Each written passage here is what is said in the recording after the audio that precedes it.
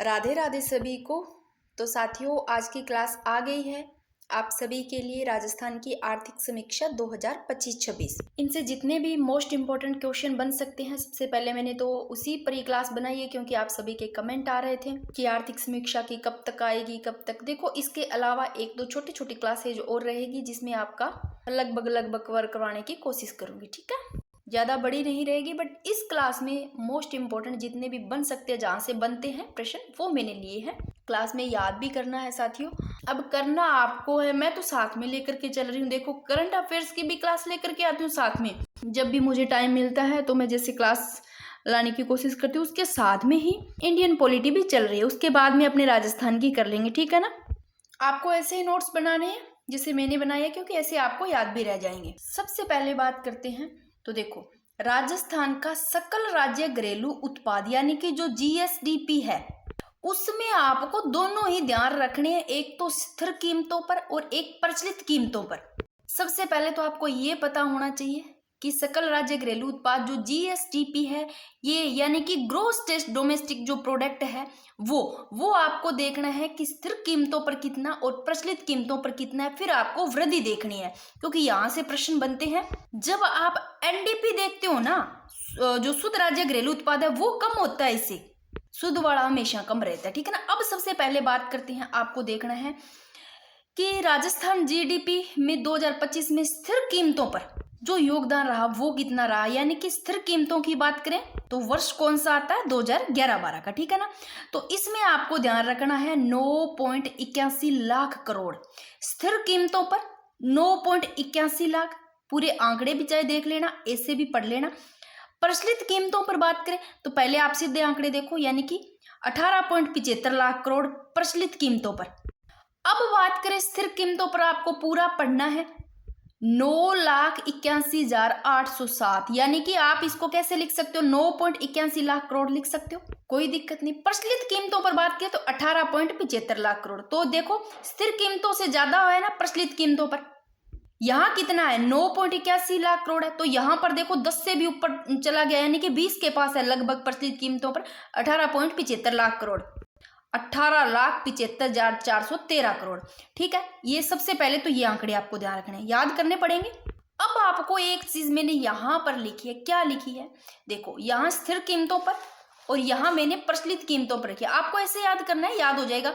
जब आप वृद्धि देखोगे ना 2024-25 कि 2024-25 स्थिर कीमतों पर और 2025-26 में आप देखोगे तो वृद्धि ध्यान रखोगे, तो वृद्धि आपको याद रखनी है। सबसे पहले अपनों ने क्या देखा कि राजस्थान का सकल राज्य घरेलू उत्पाद, आधार वर्ष कौन सा होता है इसका, 2011-12 होता है ना। स्थिर कीमतों पर देखो योगदान रहा 9.81 लाख करोड़, ठीक है ना, ये 2025-26 में। अब बात करते हैं दोनों को, देखो कि 2024-25 में कितना रहा। देखो 2024-25 में क्या आपको यहाँ 2024-25 में देखते हो, 2025-26 में ज्यादा कौन सा लग रहा है। 2024-25 में तो कम है भाई, 9.03 लाख करोड़ है। तो 2025-26 में देखो ऊपर निकल गया, 9.81 लाख करोड़ है। क्या वृद्धि हुई है, क्या घाटा हुआ, आप देखो कमी लग रही है, वृद्धि लग रही है। राजस्थान के जीडीपी के स्थिर कीमतों पर देखो वृद्धि है। वृद्धि कितनी है, वृद्धि है 8.66%। स्थिर कीमतों पर पूछे वृद्धि तो 8.66। और अगर देखो स्थिर कीमतों पर तो आपको वृद्धि ध्यान रखनी 8.66%। अगर पूछे प्रचलित कीमतों पर तो प्रचलित कीमतों पर 10.24%। तो स्थिर और प्रचलित में यहाँ देखो प्रचलित में ज्यादा है 10.24%। अब पढ़ते हैं प्रचलित का। देखो राजस्थान का सकल राज्य घरेलू उत्पाद प्रचलित कीमतों पर बात करें तो प्रचलित कीमतों पर जो योगदान है 18.75 लाख करोड़ 2025-26 में। फिर 2024-25 का, 2025-26 में दोनों का देख के फिर वृद्धि पढ़नी है। तो देखो 2025-26 में 18.75 लाख, देखो पूरा पढ़ो, 18,75,413 करोड़, ठीक है, यानी कि 18.75 लाख करोड़। अब बात करते हैं 2024-25 का। देखो 2024-25 में कितना था, क्या आपको कम लग रहा है, इधर 18 है तो इधर कम है, 17.01 लाख करोड़ 2024-25 में है। फिर 2025-26 में हो गया 18.75 लाख। तो वृद्धि हुई है, कितनी हुई है वृद्धि, 10.24% प्रचलित कीमतों पर। लो भाई एक बार फिर से देखो, खुद देख लो क्या देखना है, आपको ज्यादा इन चक्रों में नहीं पढ़ना है। यहां मैंने एक जगह लिखा है स्थिर कीमतों पर 2024-25 में, यानी कि आप चाहे इसको ऐसे करो कि 9.03 लाख, यानी कि आपको इतना ध्यान रखना, देखो 903 है भाई 2025-26 में, यानी कि 981 हो गयो। इतो ध्यान रखना कि 903 है 2024-25 में, 2025-26 में 981 हो गयो, तो बढ़ने लाग रहा, यानी 3 उसी 281 पर गयो। इतो ही ध्यान रख लोगा तो भी थारा याद रह जाएगा। वृद्धि हुई है, यानी कि 8.66% की वृद्धि हुई है स्थिर कीमतों पर। 2024-25 में कितना था पूरा पढ़ लो चाहे आप। कैसे ऐसे याद रखना, यहाँ 903 है फिर 564 करोड़, 903 है 564, यहाँ भी देखो 564 तो यहाँ 807, यानी कि वृद्धि आपको पता चल रहा है। आप इस प्रकार आंकड़े याद रख सकते हो भाई, इसमें कुछ नहीं। आपको एक तो ये ध्यान रखने आंकड़े क्या कि राजस्थान जीडीपी 2025-26 में स्थिर कीमतों पर तो 9.81 लाख करोड़ और प्रचलित कीमतों पर 18.75 लाख, ये दो आंकड़े तो याद रख सकते हो ना, चाहे सीधे याद रख लो पूरे ना रखो तो भी आपको वैसे याद रहे। 9.81 981 807, 18.75 लाख है तो 18 फिर 75 413, यानी कि इतना आपको पता होगा तो आप ये आंकड़े भी सही कर दोगे, बट ऐसे ही आपको याद रखना 18.75। वृद्धि पूछे आपको कौन से में, देखो स्थिर कीमतों पर कितनी वृद्धि ध्यान रखनी, 8.66, स्थिर पर 8.66 याद रह रहे हैं आंकड़े। प्रचलित पर कितनी है, प्रचलित पर है देखो 8 9 10 10 करना उठ गई 10.24%, ठीक है। तो प्रचलित कीमतों पर बात करें तो 2024-25 में देखो 2024-25 में यानी कि 17.01 लाख, यानी कि ये देखो आप ऐसे कर लो 17 फिर 01 है फिर 190 है, 17 01 190 करोड़ 2024-25 में। ज्यादा हुई है भी ये देखो 18 75 413, ऐसे याद कर लो। वृद्धि हुई, वृद्धि कितनी होगी 10.24%। ये दो आंकड़े आपको याद हो गए, कोई दिक्कत नहीं है। नेक्स्ट चलते हैं। अगर प्रश्न पूछा जाए कि आर्थिक समीक्षा 2025-26 के अनुसार प्रचलित कीमतों पर राजस्थान की प्रति व्यक्ति आय पूछे, देखो एक होती है प्रचलित कीमतों पर, ये देखो मैंने यहाँ दोनों जगह लिखी है, एक होती है प्रचलित कीमतों पर, एक होती है स्थिर कीमतों पर। क्या पूछ रहे हैं, अपने देख रहे हैं प्रति व्यक्ति आय, दोनों की देखनी है, प्रति व्यक्ति आय देखनी है आर्थिक समीक्षा 2025-26 के अनुसार। एक तो प्रचलित कीमतों पर प्रति व्यक्ति आय, एक स्थिर कीमतों पर क्या देखनी है, प्रति व्यक्ति आय। कैसे याद करनी है आपको, देखो आर्थिक समीक्षा 2025-26 के अनुसार प्रचलित कीमतों पर राजस्थान की प्रति व्यक्ति आय 2,02,349, 2,02,349 क्या है, आर्थिक समीक्षा 2025-26 के अनुसार प्रचलित कीमतों पर है राजस्थान की प्रति व्यक्ति आय, ठीक है। पहले आप सीधा याद करो फिर इनको देखना वृद्धि, पहले तो देखो प्रति व्यक्ति आय प्रचलित कीमतों पर, फिर स्थिर कीमतों पर प्रति व्यक्ति आय 2025-26 की स्थिर कीमतों पर कितनी है, ये देखो 1,03,189, स्थिर कीमतों पर प्रति व्यक्ति आय 1,03,189, प्रचलित कीमतों पर प्रति व्यक्ति 2,02,349। ये दो आंकड़े याद हुए आपको भाई, ये याद हुए। अब बात करते हैं प्रचलित कीमतों पर राजस्थान की प्रति व्यक्ति है 2024-25 में और 2025-26 में ये है, तो 2024-25 में ये है, तो भाई क्या प्रति व्यक्ति आय में भी प्रचलित पे वृद्धि हुई है, हाँ हुई है। कितनी हुई है, 9.32%।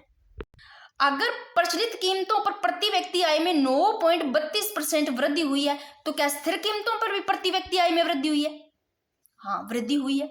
यहां देखो 9, यहाँ 9 है तो यहाँ 10 है, यानी कि यहां कितनी हुई है, स्थिर कीमतों पर 7.76%। ये आंकड़े बहुत ही इंपॉर्टेंट है, वृद्धि वाले आपको ध्यान रखने हैं। लो तो इनको करते हैं आर्थिक समीक्षा 2025-26 के अनुसार स्थिर कीमतों पर राजस्थान की, आप इससे भी शॉर्ट में लिख लेना चाहिए प्रति व्यक्ति आय कितनी रही, तो कितनी रही भाई 1,03,189 रही। तो 2024-25 में कितनी थी, देखो 95 जा रही है, 95,762 है, यानी कि लाखों में भी नहीं है 2024-25 में। इधर कितनी है, यहाँ ऊपर हो गई, यानी कि लाख में आ गई। 2025-26 में लाख में आ गई, 1,03,189 आ गई। तो भाई 2024-25 से 2024-25 के मुकाबले 2025-26 में वृद्धि हुई है स्थिर कीमतों के प्रति व्यक्ति आय में। स्थिर कीमतों पर राजस्थान की कौन सी प्रति व्यक्ति आय में कितनी, 7.76। अब आपको ये दो ही चीज देखनी है कि भाई प्रचलित कीमतों पर प्रति व्यक्ति आय में वृद्धि 9.32, कौन से प्रचलित, प्रचलित में ज्यादा है, स्थिर कीमतों पर कम 7.76। इन दोनों में फिर ऐसे ऐसे कर लेना, स्थिर पर कितनी है प्रति व्यक्ति में 7.76, प्रचलित कीमतों पर 9.32। मुझे नहीं लगता अभी क्लास में मैंने इतना मत्था मारा है, बार बार करवाया है, तो नजरों से आंखों से बार बार आ रहा है, दिख रहा है सामने, तो याद हो रहा होगा। चलो कोई दिक्कत नहीं। अब बात करते हैं शुद्ध राज्य घरेलू, जो एनडीपी है, जो शुद्ध है ना वो सकल राज्य घरेलू उत्पाद से यानी कि जो जीएसडीपी उससे ज्यादा कम होता है, ये कम होता है एनडीपी, हमेशा ये कम रहता है। ठीक है, इसको मैं थोड़ा सा हाईलाइट कर देती हूँ। मैंने यहाँ सिर्फ स्थिर कीमतों का लिखा है, आगे दोनों ही है प्रचलित और वो देखेंगे। पहले स्थिर कीमतों पर देख लो कौन सा शुद्ध वाला है, शुद्ध देखना है एनडीपी, शुद्ध कितना है 8.59 लाख करोड़, ये पूरा भी लिख दिया मैंने 8,59,333। ठीक है ना, शुद्ध राज्य घरेलू उत्पाद कितना है 8.59 लाख। एक बार इनको बाद में करते हैं, एक बार ये स्थिर कीमतों पर तो प्रचलित में दोनों को देख लेते हैं। ये लो, शुद्ध राज्य घरेलू उत्पाद की बात कर रहे हैं तो स्थिर मूल्यों पर कितना है, ये लो स्थिर मूल्यों पर कितना है, यहाँ एक 3 और नहीं लिखा, मैं भूल गई, लिख देती हूँ इसको। ये लो अब सही है, 8,59,333 है। ठीक है ना करोड़। तो प्रचलित मूल्यों पर कितना है भाई, प्रचलित मूल्यों पर कितना है 16,85,118 करोड़। ठीक है ना, कोई दिक्कत नहीं है इसमें। अब मैंने यहाँ पर ये एक जगह लिख दिया, अभी पढ़ के है ना प्रति व्यक्ति आय में वृद्धि दर। अब वृद्धि दर को आप ऐसे एक जगह लिख लेना, स्थिर मूल्यों पर वृद्धि पूछे किसमें, प्रति व्यक्ति आय में वृद्धि दर पूछी है, स्थिर मूल्यों पर तो 7.76, यानी कि स्थिर पर आपको कम लग रही है, लिखने में भी स्थिर छोटा लग रहा है तो 7.76। तो प्रचलित मूल्यों पर वृद्धि, प्रति व्यक्ति आय में वृद्धि 9.33, यानी कि 10 के पास है 9.32, तो यहाँ 8 के लगभग पास है, इसलिए लेना 7.76, यानी कि याद रह जाएगी कोई दो आंकड़े तो याद रखने 7.76 9.32, जो कि प्रति व्यक्ति आय में वृद्धि है भाई। दोनों कम वाली हो तो स्थिर वाला याद रख लेना, क्योंकि स्थिर लिखने में छोटा है तो 7.76, अगर प्रचलित लिखने में बड़ा है तो 9.33, दो आंकड़े याद रहेंगे तो आपको याद रह जाएगा, कोई दिक्कत नहीं। लो भाई, अब देखा अपनों ने प्रचलित कीमतों पर राजस्थान की प्रति व्यक्ति आय पढ़ी अपनों ने। पहले तो प्रति व्यक्ति आय पूरी पढ़ी कि प्रचलित कीमतों पर कितनी है और स्थिर कीमतों पर कितनी है, फिर वृद्धि देखी, वृद्धि कौन से में कम है, स्थिर वाले में कम है, स्थिर वाले में कितने 7.76 है और प्रचलित में 9.32, ये आंकड़े याद हो गए दो। ठीक है, अब देखते हैं वेरी वेरी इंपॉर्टेंट, यहाँ से भी प्रश्न बनते हैं। देखो बीच बीच में ऐसी छोटी छोटी क्लासेस में और ले आऊंगी, ठीक है ना, ताकि आपका ये कवर हो जाए जब भी मेरे को टाइम मिलता है, भी क्लास में याद हो। बात तो ये रहती है, मेरे को एक बार बताना जरूर क्या आपको इस प्रकार याद हो रहा है, तो मैं लेकर के आऊँ, वरना आपका भी टाइम खराब ना और मुझे भी दोस्तों टाइम नहीं मिलता है। मेरा भी पता है आप सभी को कि जिस हिसाब से पॉलिटी की क्लासेस भी कई बार बीच बीच में एक दिन नहीं आ पाती है, फिर भी कोशिश ये रहती है कि आप सभी के कमेंट देख करके, प्यारे प्यारे कमेंट होते हैं सच में, भाई यही इच्छा रहती है कि क्लास डेली लेकर के आऊँ। और ऐसे मत सोचना कि मैं आपके कमेंट नहीं देखती हूँ, कमेंट आपके सारे के ऊपर आता है, बट आप ऐसे मत सोचा करो टाइम वो नहीं मिलता है कि हर एक का रिप्लाई दूं, बट आपके सच में बहुत अच्छे कमेंट होते हैं। तो अब बात करते हैं आर्थिक समीक्षा 2025-26 के अनुसार जो सकल राज्य मूल्यवर्धन है जीएसवीए, यानी कि ग्रोस स्टेट वैल्यू एडेड है, ग्रोस स्टेट वैल्यू एडेड यानी कि सकल राज्य मूल्यवर्धन, इनमें क्षेत्रवार योगदान अपने को देखना है। एक तो देखना है किसमें, स्थिर कीमतों पर, एक प्रचलित कीमतों पर। भाई मैंने बीच में सारे लिख दिया कि कृषि का अगर स्थिर कीमतों पे देखेंगे तो इधर होगा, कृषि का प्रचलित कीमतों पर देखेंगे तो इधर होगा। फिर बात पहले तो आपको देखने हैं कि इसमें जो क्षेत्र है वो 3, एक तो प्राथमिक क्षेत्र जिसमें कृषि आती है, एक द्वितीय क्षेत्र जिसमें उद्योग, तृतीय क्षेत्र जिसमें सेवा क्षेत्र आते हैं। पहले तो आपको इनमें ये ध्यान रखने हैं कि प्राथमिक क्षेत्र है ना उसका सबसे कम योगदान है, अभी कृषि वाले का कम है। देखो यहाँ 25, यहाँ 28, यहाँ 46, यहाँ 25, यहाँ 26, यहाँ 47, यानी कि आगे तो पूरा देखोगे तो भी देख लो सबसे कम 25 वाला दिख रहा है ना आपको, 28 तो 25 से ज्यादा है, 46 और 47 ये भी 25 से ज्यादा, तो सबसे कम योगदान पूछे तो प्राथमिक क्षेत्र में देखना, तो प्राथमिक क्षेत्र में कौन सा आता है, कृषि आता है। तो भाई पहला जो प्राथमिक क्षेत्र है उसमें योगदान कम है, तो ज्यादा योगदान कौन सा, लास्ट वाला, ऐसे लो सेवा क्षेत्र वाला, यानी कि सर्वाधिक योगदान इसमें देखो यहाँ 25 है, यहाँ 26 है, यहाँ 25 है, यहाँ 28 है, यहाँ देखो 47, 40, यानी कि सबसे योगदान इनका रह रहा है सर्वाधिक योगदान। एक तो आपको ये चीज ध्यान रखना है सबसे कम योगदान किसका, कृषि का, सर्वाधिक योगदान किसका, सेवा क्षेत्र का। तो ये आता है प्राथमिक क्षेत्र में, ये द्वितीय क्षेत्र में, ये तृतीय क्षेत्र में, ये आपको पता होगा, इसको मुझे बताने की जरूरत नहीं है ना। अब आपको याद करना है वो ऐसे याद करना है, तो छोटी छोटी चीजें तो आपको पता होगी, फिर भी कईयों को नहीं पता तो मैंने साथ में बता दिया। स्थिर कीमतों की बात करें ना, पहले तो आपको वर्ष देखना होता है 2011-12 आता है स्थिर कीमतों का, ठीक है। तो भाई प्राथमिक क्षेत्र कौन सा है, कृषि है। कृषि में देखो कितना है योगदान, कृषि में स्थिर कीमतों पर, स्थिर कीमतों में 25.33, तो थोड़ा सा पॉइंटों में इधर ज्यादा है। प्रचलित कीमतों में देखो यहाँ 25 है, यहाँ 25 है, यहाँ 33 है, तो यहाँ प्रचलित में 74 है, प्रचलित कीमतों में 25.74 है। भाई ये थोड़ा ज्यादा है ना, इससे स्थिर कीमतों से कृषि वाला प्रचलित कीमतों में ज्यादा है। फिर उद्योग में प्रचलित कीमतों पर देखते हैं, प्रचलित कीमतों में ज्यादा, इधर कम है ना कृषि में, प्राथमिक क्षेत्र में स्थिर कीमतों में, और इधर थोड़ा ज्यादा है। तो जब उद्योग है, उद्योग वाले में स्थिर कीमतों पर 28.21% है और इधर 26.55% है। तो ज्यादा कौन सा है? स्थिर कीमतों पर, उद्योग में स्थिर कीमतों पर ज्यादा 28.21, और सॉरी ये नहीं है, हाँ यही है, ये 26.55 है, ठीक है ना, ये 26.55 है, तो ज्यादा कौन सा होगा? 28 वाला। फिर बात करते हैं सेवा क्षेत्र में कौन सा है भाई? सेवा क्षेत्र में प्रचलित कीमतों पर ज्यादा है। और वैसे इन सभी में बात करें, प्राथमिक क्षेत्र, द्वितीय क्षेत्र में, तृतीय क्षेत्र में, तो कम सभी में कृषि का है, ज्यादा सेवा क्षेत्र का है। अगर स्थिर कीमतों और प्रचलित कीमतों में बात करें तो देखो सेवा क्षेत्र में इसका ज्यादा है 47.71 है, तो इसमें 46 पॉइंट, देखो सेम है। स्थिर कीमतों पर सेवा में सेवा में से सेम, में सेवा में से सेम, से नाम सेवा, से 47.71 है, 47 मत याद कर लेना, 71 है, ठीक है ना। तो ये आपको कोई दिक्कत नहीं होगी, ठीक है, एक दो बार पढ़ोगे याद हो जाएगा, फिर से देख लो आप। फिर आपने देखो तो सबसे पहला जो प्राथमिक वाला पढ़ा है जिसमें कृषि आती है, अब कृषि में ही आपको पूछ ले कि प्राथमिक क्षेत्र का जो प्राथमिक क्षेत्र कृषि है उसके उपक्षेत्रों का योगदान पूछ ले प्रचलित कीमतों पर, तो आपको प्राथमिक क्षेत्र के उपक्षेत्र पहले तो देखने, देखो कौन सा आता है? पशुपालन आता है, उसमें फसल आती है, वानिकी आती है, यानी कि फसलें, पशुपालन, फसलें, वानिकी, मत्स्य। अब इनको आपको याद करना, सबसे ज्यादा जो इनमें है ना, कृषि में भी यानी कि प्राथमिक क्षेत्र में भी आते हैं, ये आते हैं उपक्षेत्र प्राथमिक क्षेत्र के।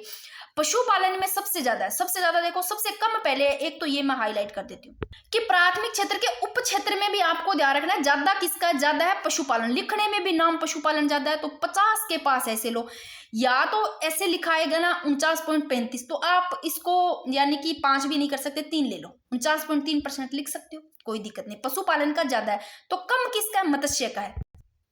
0.54% लिखा है तो उसको आप 0.5 कर दोगे, कोई दिक्कत नहीं, चाहिए लिखाई चाहिए, यानी कि 0.5 है, 5 जो 4 कैसे भी कर लेना, ठीक है ना। और फसलों में है, देखो पशुपालन का सबसे ज्यादा है, फिर फसलों का यानी कि 42.61, अगर 42.61 ना लिख के आप इसको शॉर्ट में 42.6% भी लिख सकते हो। वानिकी यानी कि चाहे 7.49 हो, यानी कि ये 5.5 के कर सकते हैं, अपने 50 के पास है तो 7.5%, तो आप ये इनको याद कर लेना।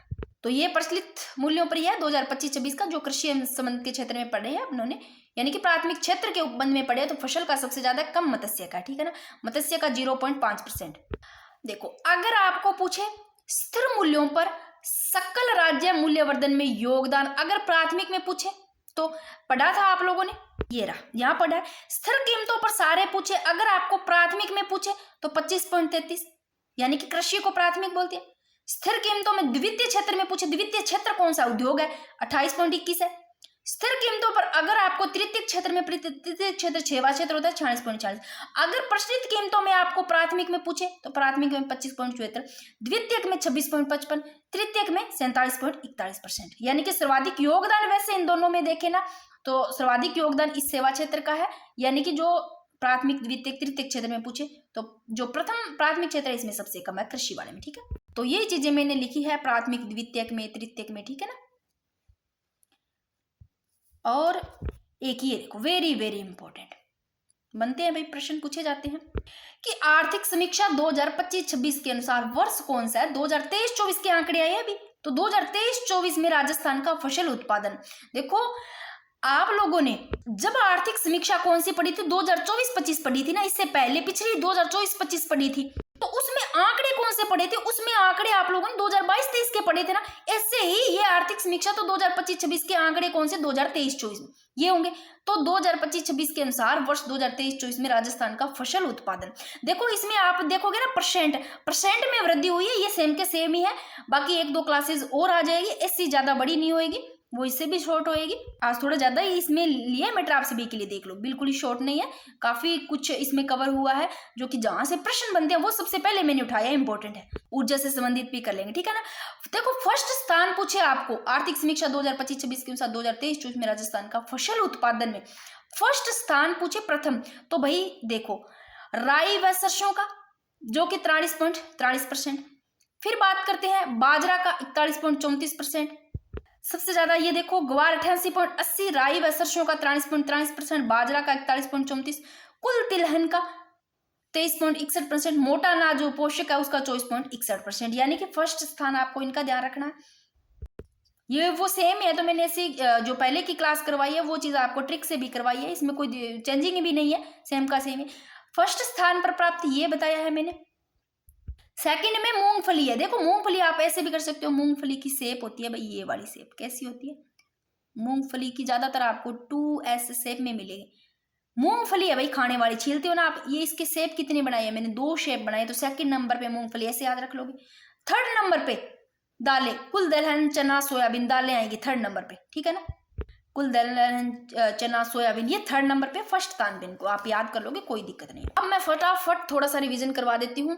देखो राजस्थान का सकल राज्य घरेलू उत्पाद जो कि जीएसडीपी है, जीडीपी में बात करें स्थिर कीमतों पर योगदान है 9.81 लाख। बस आंकड़ा ये ध्यान रखना है आपको, स्थिर कीमतों पर 9.81 लाख, प्रचलित कीमतों पर 18.75 लाख। इतना याद कर लोगे। 9 का डबल करो 18, स्थिर लिखने में छोटा है तो 9 का डबल किया 18.75, यानी कि यहाँ 81 या 75, यानी कि प्रचलित कीमतों पर 18.75 लाख पूरे भी लिख रखे हैं मैंने। फिर आपको ये थोड़े से इनके वृद्धि ध्यान रखने। देखो स्थिर कीमतों पर जो वृद्धि है 8.66, स्थिर कीमतों पर 8.66, स्थिर लिखने में छोटा है तो वृद्धि 8.66। प्रचलित कीमतों पर वृद्धि की बात करें, प्रचलित कीमतों पर 10.24, यानी कि 2024-25 और 2025-26 में आप लोगों ने ये आंकड़े देखे, इसके अनुसार जो वृद्धि हुई है वो 10.24%, ठीक है ना। इधर 8.66% ये रहे, ठीक है ना। आप ऐसे भी चाहे याद कर लेना। फिर बात करते हैं प्रति व्यक्ति, किसकी? प्रति व्यक्ति आई प्रचलित कीमतों पर, और एक आपको ध्यान रखना है स्थिर कीमतों पर। पहले तो आंकड़े देखने हैं प्रचलित कीमतों पर प्रति व्यक्ति क्या है, क्या आंकड़े ये, स्थिर कीमतों पर प्रति व्यक्ति क्या है आंकड़े ये। अब वृद्धि की बात करते हैं।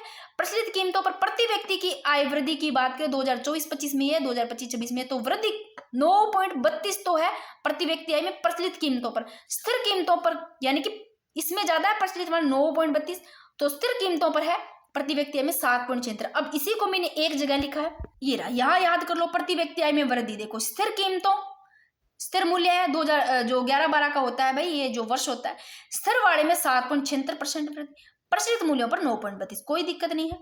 और आप शुद्ध राज्य घरेलू उत्पाद का भी देख लेना, ठीक है ना। और ये मैंने बता दिया फर्स्ट स्थान में है मूंगफली, सेकंड पे दलहन थर्ड नंबर पे है।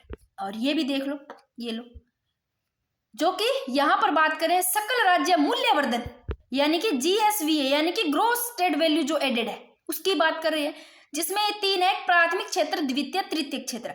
तो स्थिर कीमतों पर तो प्राथमिक में ये, स्थिर कीमतों द्वितीय में ये, तृतीय में ये। और वैसे इनकी बात करें ना तो सबसे कम योगदान जो प्राथमिक क्षेत्र है उसका रहा है कृषि का, सर्वाधिक योगदान रहा है सेवा क्षेत्र का। इधर देखो स्थिर कीमतों पर 46.46 है, सेम स्तर, और प्रचलित कीमतों पर 47.41 है, और यहाँ स्थिर कीमतों पर कृषि में 25.33, इधर 25.74, इधर 28.21, तो 26.55, जो कि उद्योग क्षेत्र द्वितीय में आते, कोई दिक्कत नहीं है।